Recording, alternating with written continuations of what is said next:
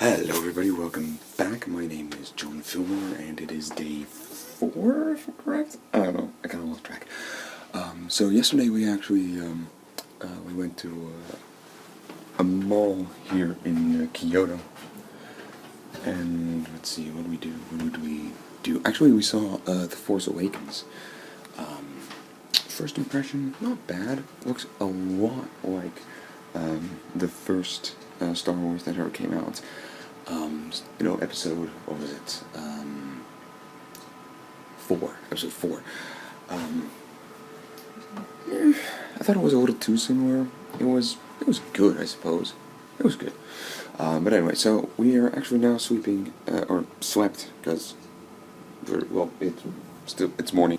So we're gonna leave here soon, but I kind of want to show you around for a sec before we do.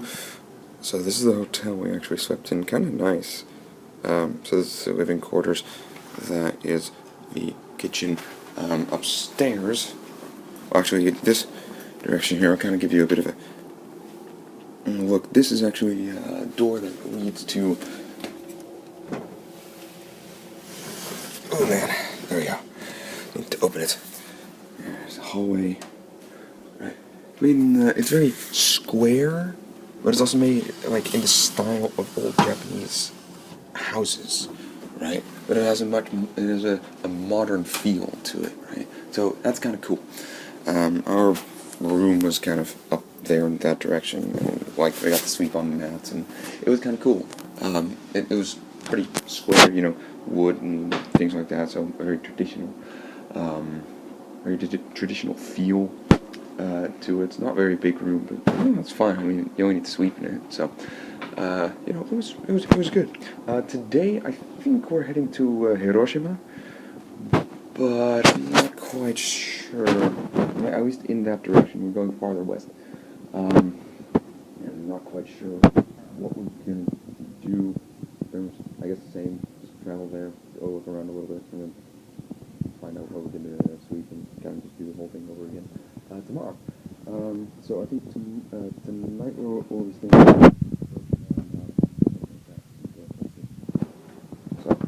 Anyway, that's all for now, and I'll speak to you again when I have something to show you, alright? See you then. Hello everybody, welcome back. So we are currently in Hiroshima. Now, as you all know, Hiroshima is where the US actually dropped one of the A-bombs. I'm not quite sure which one it is. There were two actually. They dropped one on Nagasaki, and they dropped one on Hiroshima. This, where I'm currently standing, this is actually called the A-bomb dome. So this is actually apparently a structure that survived the blast. And I'll kind of give you a bit of a look on what it looks like. I'll give you first a schematic, and I might actually give you a bit of a look from afar, so you can kind of see what it looks like. This is a schematic. I think you can see that. Hold on, my hand on the way. There we go. So right there. Yeah, right there. It's a schematic sort of the building, right? Pretty big building actually. Survived pretty well intact.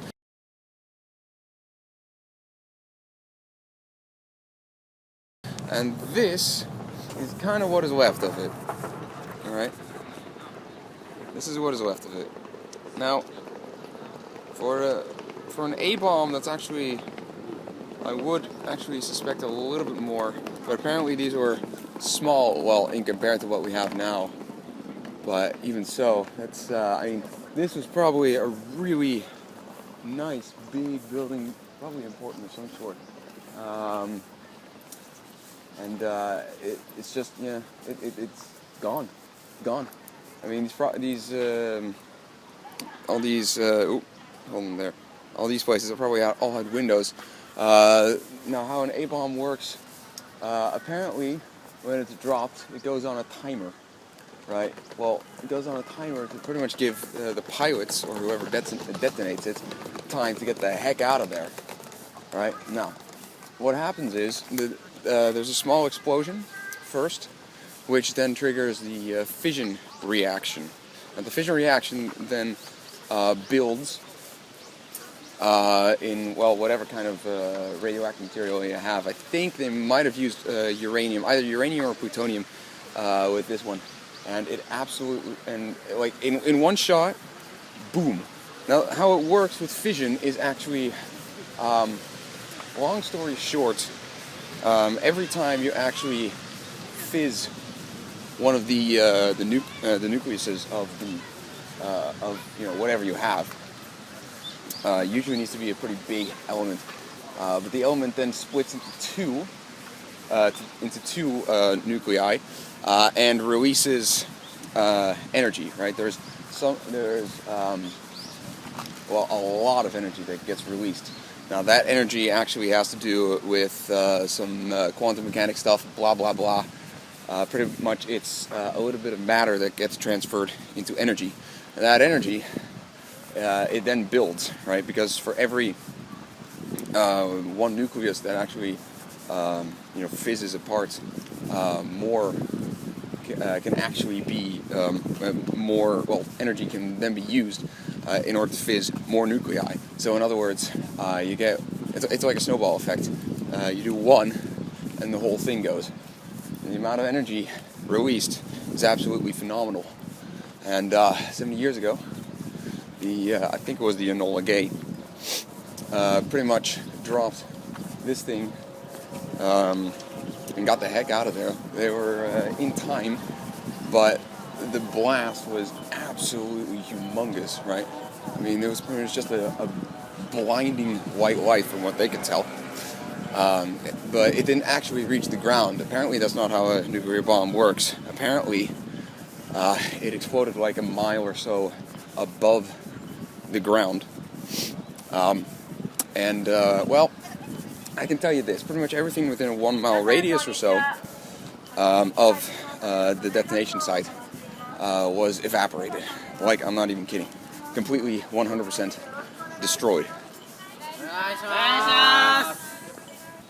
No idea. It was pretty much 100% evaporated, and that's... Ooh. There we go. Sorry, I'm trying to get I just crossed this bridge over here. There we go. I'm just crossed the bridge. Anyway, so the thing is, it's like everything within a certain radius, literally, it just disappeared. It's gone. It didn't exist anymore. It was destroyed on pretty much, an atomic level. And then everything else, some of these buildings, like this one, for example, because I got a much better view of it now. There we go. Anyway, you can kind of see, there it is. Alright, so this one apparently survived. A couple of the other buildings also survived, but in complete ruins. The people, on the other hand, not so fortunate because, well, if you're close enough, you were obliterated. If you were a little farther, you were pretty much fried. And if you were even farther, then you got third-degree burns, major scarring, and also the potential of having the patterns on your clothes permanently burned onto your skin. I'm not kidding. Like, literally, if I were to have a polka dotted, or if someone were to have like a polka dotted design on their shirt, then it would actually, and if they survived the blast, they would have polka dots on them for the rest of their life. That's kind of what the power of one of these things can do. Now, apparently the radiation level wasn't that great, so 70 years after, it's safe to walk around. As you can see, I'm not really developing any sort of green skin or, I'm dying, but even so.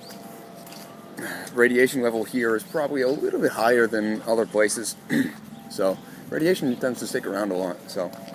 But anyway, so it's interesting what these things could do, and especially if, this is huge. This is this started pretty much the, definitely it played a big part in the Cold War, right? The kind of the war between Russia and America, to be like, oh, who can develop the nuclear bomb first? Oh, look, who can detonate it first, or something like that, Getting bigger, stronger, more powerful bombs, eventually resulting in the Tsar bomb, or the Tsar Bomba from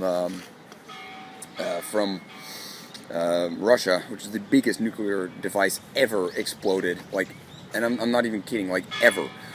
And that is why, you know, we don't really use nukes anymore because, well, because of this right here. We've seen what it could do to people, and I don't know.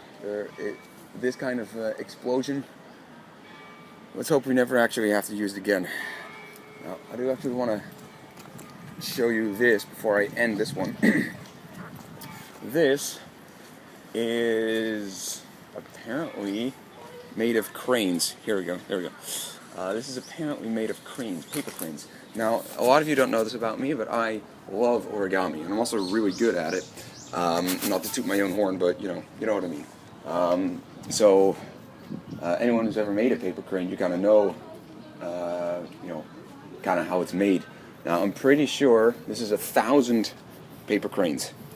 1,000 of them. That's a whole lot of paper cranes, right? I've never done that before, made 1,000 of them, but it's definitely a humongous, and I mean a humongous task. I mean, if this is 1,000, it's crazy. But the way you actually make a paper crane, or the reason why you make 1,000 of them actually, the reason why you make 1,000 paper cranes is because in Japan, if you make 1,000 paper cranes, apparently you get a wish from the gods or something like that. So I think they actually have like a giant collection of 1,000 paper cranes because of the fact that, you know, they want apparently peace. I mean, oh, no. Sorry about that.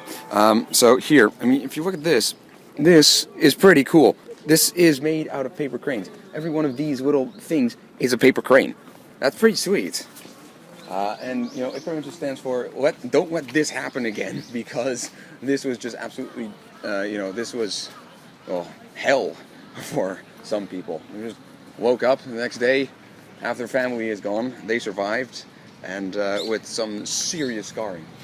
So it was definitely interesting, But anyway, so that is pretty much my talk on Hiroshima. I'm going to spend most of tomorrow, I think, actually here as well. Now, the reason why is because I actually do like to go birding, and birding, there we go. Birding is one of my favorite hobbies, and especially if I'm in different country, different continent, for crying out loud, where most of the birds, or a lot of the birds at least, I don't have a clue what they are. It gets kind of cool that you can be like, oh, what's that? So I'm probably going to spend most of the time birding tomorrow without getting too tired, I suppose. Oh, we're going to have to move. So that's pretty much the plan for then. And if I find anything else interesting, I will definitely inform you guys. All right? So I'll see you then. Bye.